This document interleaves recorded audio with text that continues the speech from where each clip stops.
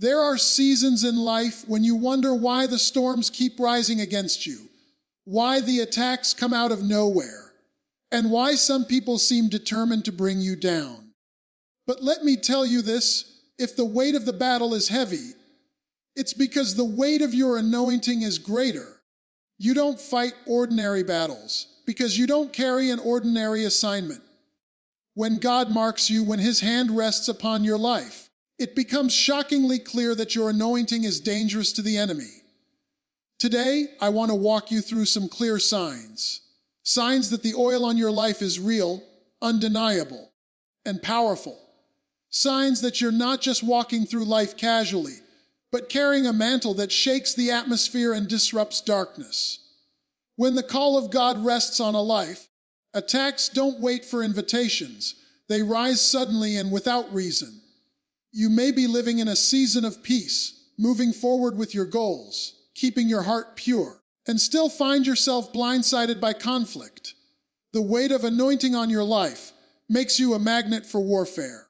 It's not because you did something wrong, but because you carry something so powerful that the enemy recognizes the threat before you do. Arrows are released against you simply because you are marked.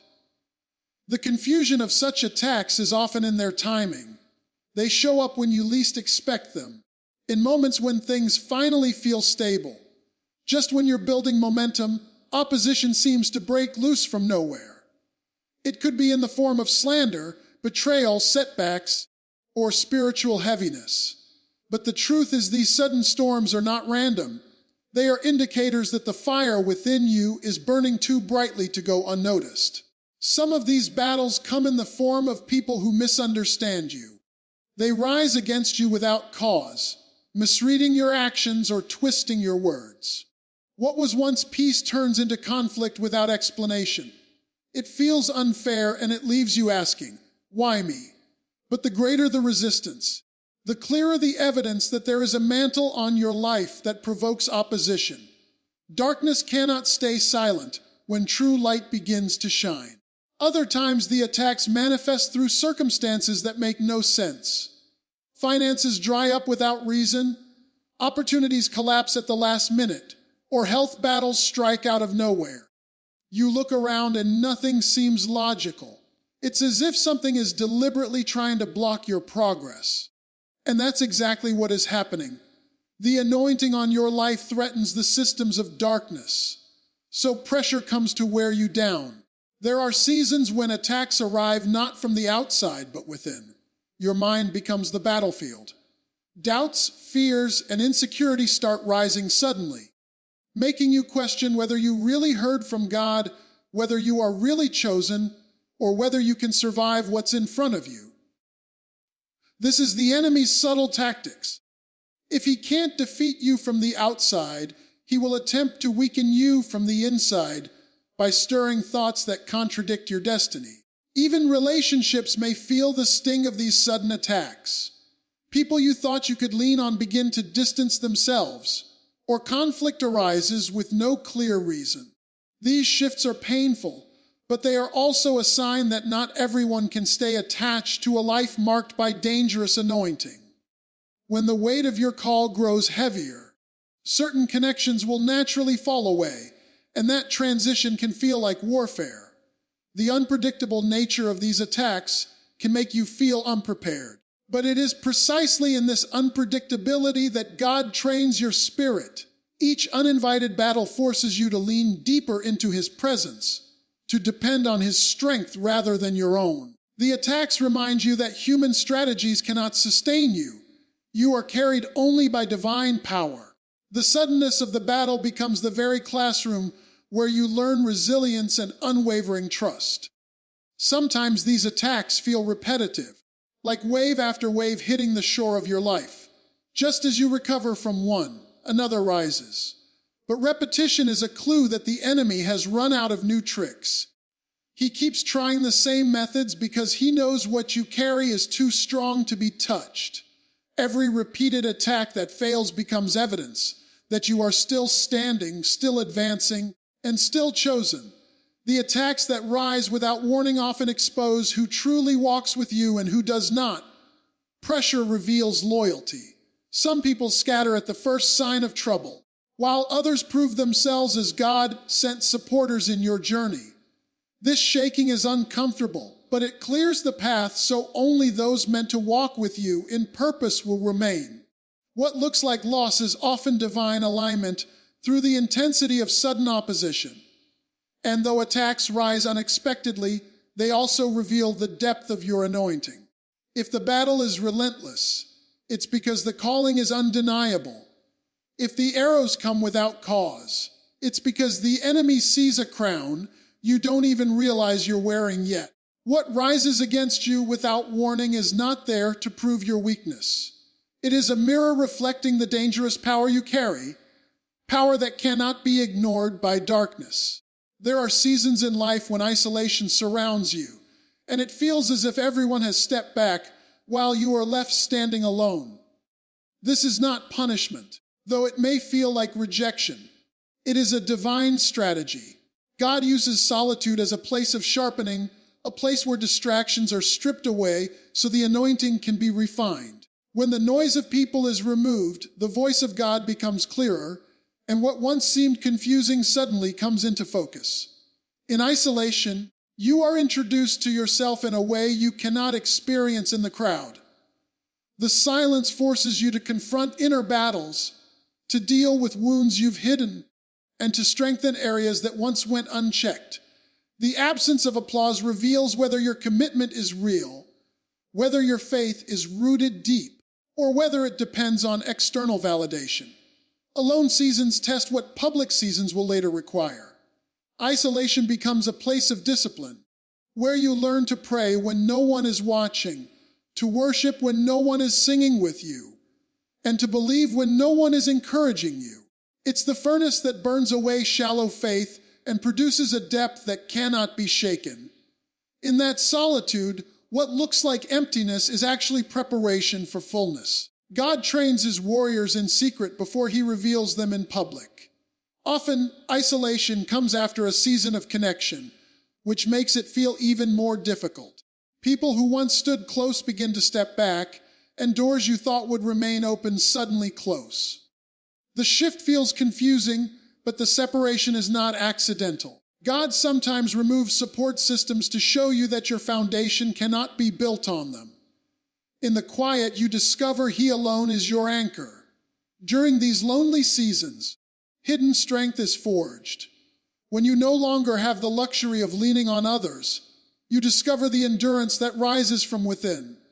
The private tears, the midnight prayers, the conversations only heaven hears. All of these moments become bricks in the foundation of your calling. The crushing weight of isolation births a resilience that applause could never give. What feels like abandonment often becomes the environment for encounter. History shows that some of the greatest revelations came in wilderness moments, when men and women of faith were isolated and stripped of comfort. The desert, the cave, the prison cell, all became training grounds where anointing was tested and proven. It is in these hidden places that visions sharpen, clarity comes, and divine instruction is received. Isolation also reveals the purity of your motives. When no one is watching, you learn whether your pursuit of God is about him or about being seen. Solitude exposes pride, ambition, and false intentions. It presses you into authenticity. What cannot survive the silence was never strong enough to stand in the spotlight. Isolation cuts away what doesn't belong so that when the season shifts, you emerge whole and undivided. There is also a pruning that happens in isolation.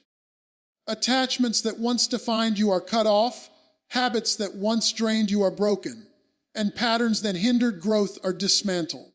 It is painful because you don't just lose people, you lose versions of yourself. But every pruning is proof of greater fruit to come.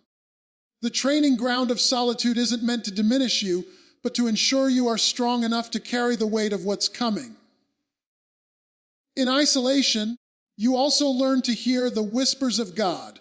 Crowded seasons can drown out subtle instructions, but solitude makes you sensitive. What seemed ordinary before becomes extraordinary as your spiritual senses sharpen. You start recognizing the nudges, the small shifts, and the gentle confirmations that prepare you for steps you wouldn't have noticed otherwise. The hidden place trains your ears for the sound of destiny. And though isolation feels like exile, it is often the greatest gift. It is the hidden classroom where spiritual maturity is developed, where your heart is purified, where your vision expands, and where your dependence shifts fully onto God. You may feel forgotten, but in reality, you are being forged. What looks like isolation is a divine incubator where the dangerous anointing within you grows stronger, more focused, and unshakably real. There are times when a door you prayed for, prepared for, and even expected to walk through suddenly slams shut. At first glance, it feels unfair, confusing, even crushing to the heart. You wonder why opportunities slip through your fingers, or why the connections you thought were guaranteed suddenly vanish. But every closed door is not a rejection of who you are. Sometimes it is the very protection of your destiny. What looks like a loss in the natural may actually be divine shielding in the spiritual. Closed doors keep you from stepping into rooms that would have compromised you.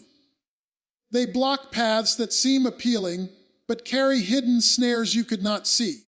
Sometimes the door you desperately wanted to open was attached to relationships, systems, or environments that would have drained you of the very strength you need for your real assignment. God knows what's on the other side of that door, and when He bars it shut, it is not to harm you, but to protect you from harm you cannot yet perceive. Often, when a door closes, our hearts ache because we only see what is right in front of us. We see the opportunity that slipped away, but God sees the trap that was waiting beyond it. He knows the motives of people that you thought were allies, but were actually enemies in disguise. He knows the hidden agendas that would have used you rather than advanced you. What you call a mischance, heaven calls divine preservation. Closed doors also prevent premature exposure.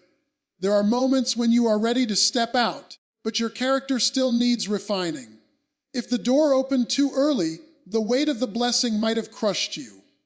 So, God allows it to stay shut until you have the capacity to handle what's on the other side. Protection sometimes looks like delay, because the timing of destiny is just as important as the place of destiny.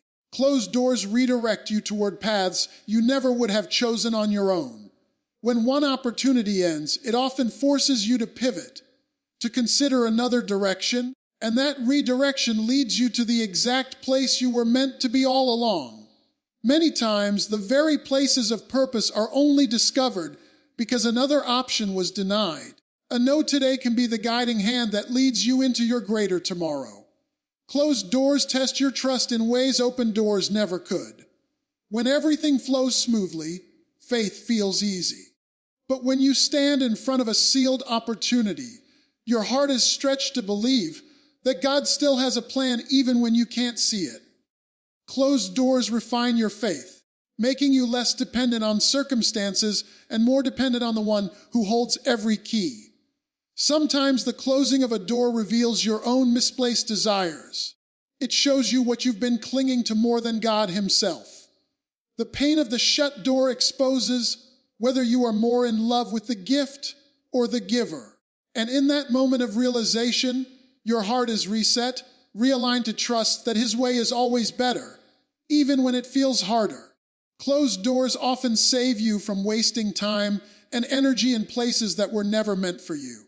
They cut short cycles of striving and frustration by stopping you before you invest more of yourself into something that cannot produce lasting fruit. What feels like an interruption is really an acceleration, sparing you years of delay by shutting down the wrong path before it consumes you. There are doors that seem attractive on the outside but carry chains on the inside. They promise status, influence, or comfort, but hidden behind them are compromises that would slowly strip away your anointing.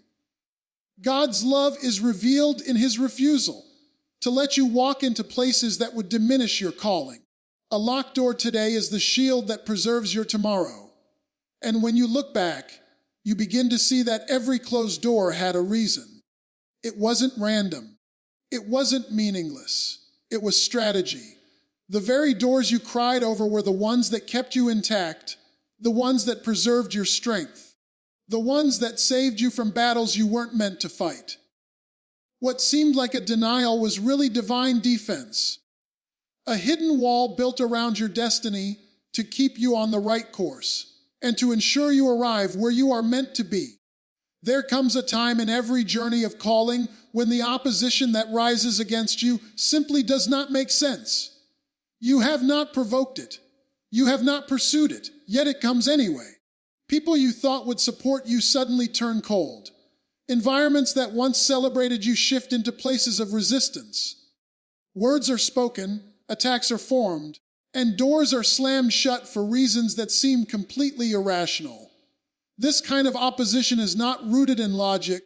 It is rooted in the unseen realm where your destiny has been marked and the enemy knows it. When opposition rises without cause, it reveals that you are not simply fighting flesh and blood.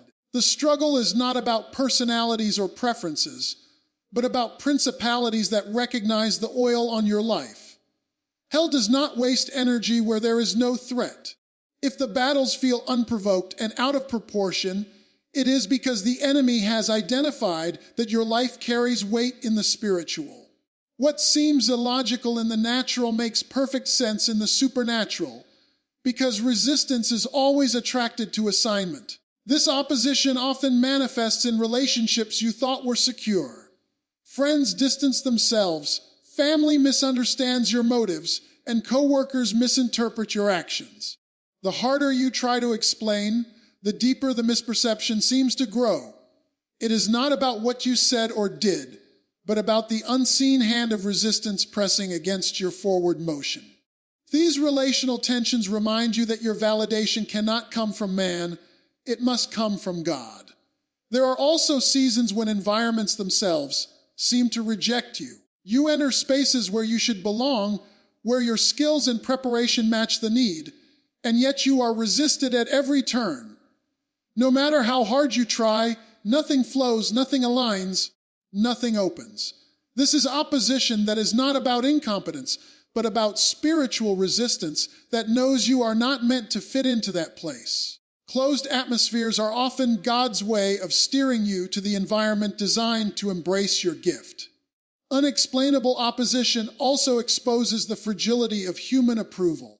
When the crowd that once cheered suddenly turns into critics, you are forced to anchor yourself in God's affirmation rather than in applause. What once made you feel secure is stripped away, leaving you with the choice to either crumble under misunderstanding or rise into a confidence that does not require external validation. This stretching is part of the refining of those who carry dangerous anointing. Opposition without reason also sharpens your discernment. It pushes you to pray differently, to listen more carefully, and to depend on spiritual eyes rather than natural sight. You begin to recognize that not every closed door is rejection, not every attack is about you personally, and not every critic is operating from their own reasoning. Some battles are assignments from the enemy, and discernment helps you separate what is personal from what is spiritual. There are moments when unprovoked resistance actually propels you forward. The rejection that pushes you out of one place often sets you on the path toward the exact place God intended for you all along. Had there been no opposition, you might have stayed in comfort zones too small for your calling. The hostility you did not deserve becomes the very wind that propels you into new territory. This kind of illogical opposition also trains you to fight with different weapons. You learn that arguments, retaliation, and defense in the flesh only drain your strength. Instead, you begin to wield prayer, worship, fasting, and faith as your arsenal. The battle forces you to shift from carnal strategies to spiritual authority, and in that shift, you discover strength you never knew you carried. In seasons of senseless resistance, your endurance is also tested. When you don't understand why you are being opposed, it is easy to become weary and disheartened. But pressing forward in faith develops a resilience that cannot be taught in ease. Every unexplainable attack builds a layer of spiritual muscle that prepares you for the weight of the future. Ultimately, opposition that does not make sense becomes one of the clearest confirmations that you are marked. When attacks come without cause, when resistance arises without explanation, it is evidence that something greater rests upon you. It is not a sign that you are forgotten, but that you are recognized not by man, but by both heaven and hell, and the intensity of the opposition only mirrors the magnitude of the destiny over your life. When a dangerous anointing rests on your life, one of the clearest signs is that attacks begin to focus on your identity. The enemy knows if he can make you question who you are, he can weaken your confidence in what you are called to do. The battlefield shifts from external circumstances to the inner core of your being. Lies begin to whisper in your mind, suggesting you are not qualified, not chosen, not capable, and not enough. These whispers are strategic because your authority flows directly from knowing who you are in God. Identity attacks often take the form of constant comparison. Everywhere you look, it feels like someone else is more gifted, more successful, or more recognized. The pressure to measure your worth against others intensifies, leaving you feeling inadequate even when you are walking in obedience. This comparison is not accidental. It is a carefully designed tactic to make you forget that your value was established long before the opinions of others. Another way identity is targeted is through rejection. People may dismiss your gift, overlook your presence, or act as though you bring no value. Doors that should have opened remain shut, and opportunities that seemed certain slip away. Each rejection sends a message to your soul: you don't matter. If left unchecked, these moments of rejection can plant seeds of doubt that make you second guess your calling. But the rejection is not proof of your insignificance. It is proof that you are being shielded for something greater. Accusations are another weapon the enemy uses to distort your identity. False words may be spoken about you, twisting your intentions and questioning your character. The pain of being misunderstood can make you wonder if you should stay silent, shrink back, or stop pressing forward. These accusations aim to strip you of the courage to stand boldly in who you are, hoping you will abandon your assignment. Yet, enduring such accusations reveals that your identity is a direct threat to darkness. There are also seasons when your own failures are used against you. Mistakes from the past are replayed in your mind, reminding you of where you fell short. The enemy magnifies your weaknesses, hoping you will define yourself by them instead of by the grace that has covered you. These reminders come at the most inopportune times, right when you are about to step forward in faith. The timing of these accusations is evidence that your next step carries weight and influence. Identity attacks often come through insecurity as well. No matter how much progress you make, there lingers a quiet voice saying, "What if it's not real? What if you're not truly chosen?" These insecurities attempt to erode your confidence, but in reality, they are signals of the enemy's fear. If you were not a threat, he would not bother trying to undermine your identity. The very fact that you wrestle with insecurity is proof that something powerful rests on you. Even your environment can play a role in these attacks. You may find yourself surrounded by voices that do not affirm who you are, but instead constantly belittle, doubt, or minimize you. People may label you in ways that contradict what God has spoken over your life. If you are not careful, those labels begin to stick, reshaping how you see yourself. This is why protecting your mind and heart becomes essential when carrying dangerous anointing. Sometimes identity attacks take the subtle form of distraction. You may be tempted to chase titles, platforms, or validation, thinking those things will confirm your worth. But the pursuit of identity outside of God always leads to emptiness. These distractions are traps designed to pull you away from the truth that your identity was sealed before the foundation of the world.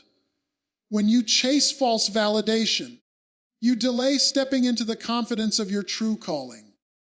Another layer of attack comes through loneliness. The isolation that often surrounds a dangerous anointing can make you wonder if something is wrong with you. Why don't more people understand? Why does your path look so different? The temptation is to equate loneliness with deficiency, when in fact the solitude is training you to be secure in your identity apart from the crowd. Loneliness refines you to stand strong without needing external approval.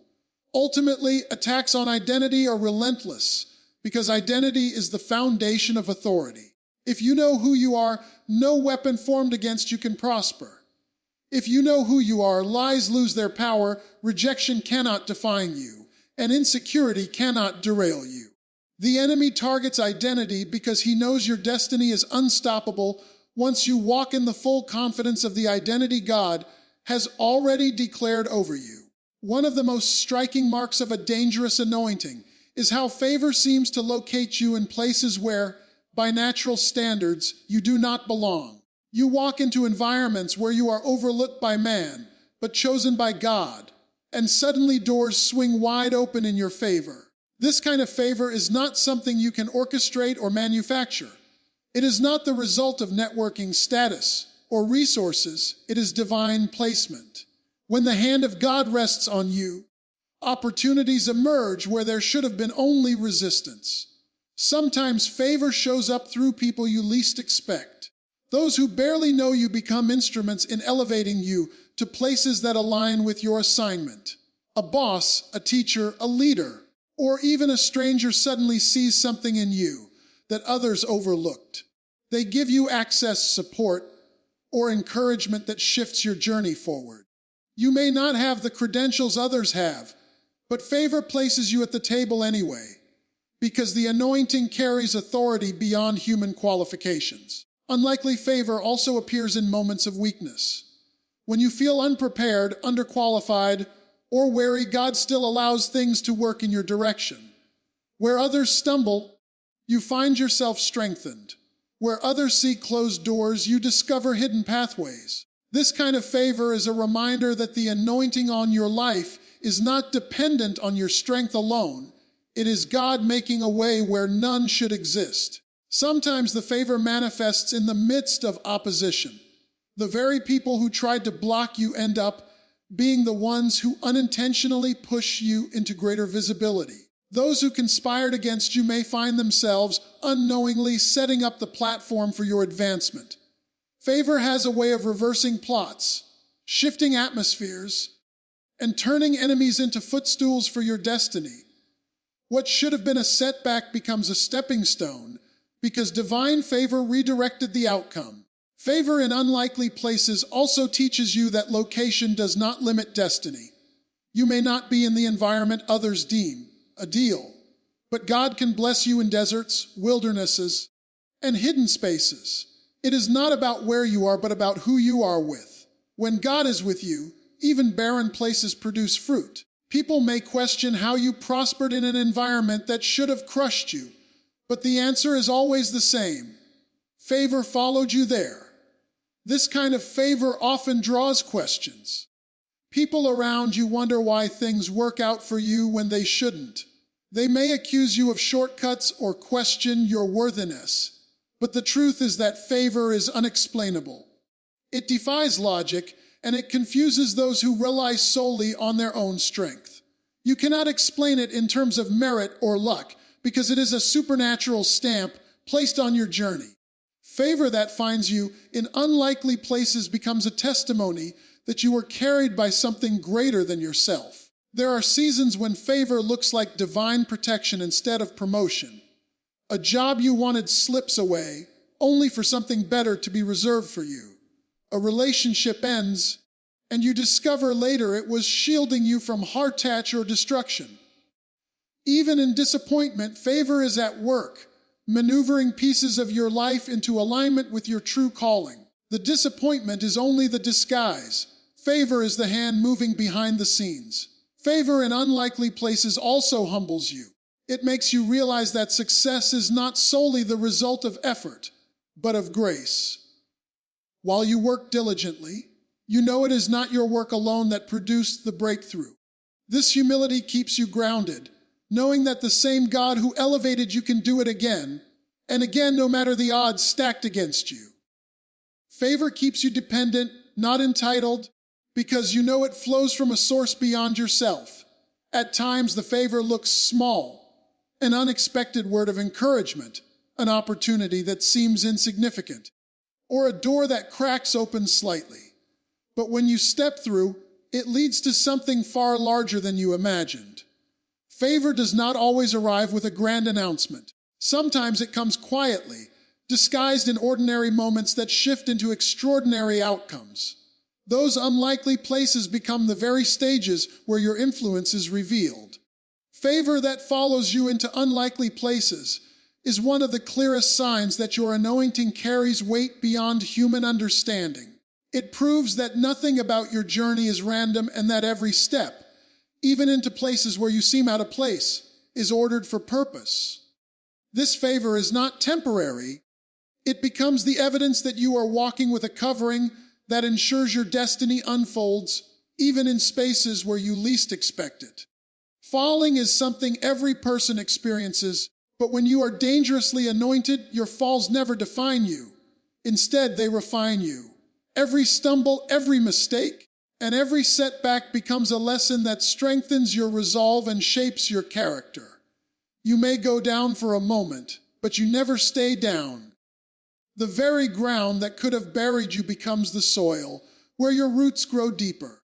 Falling doesn't mean failure.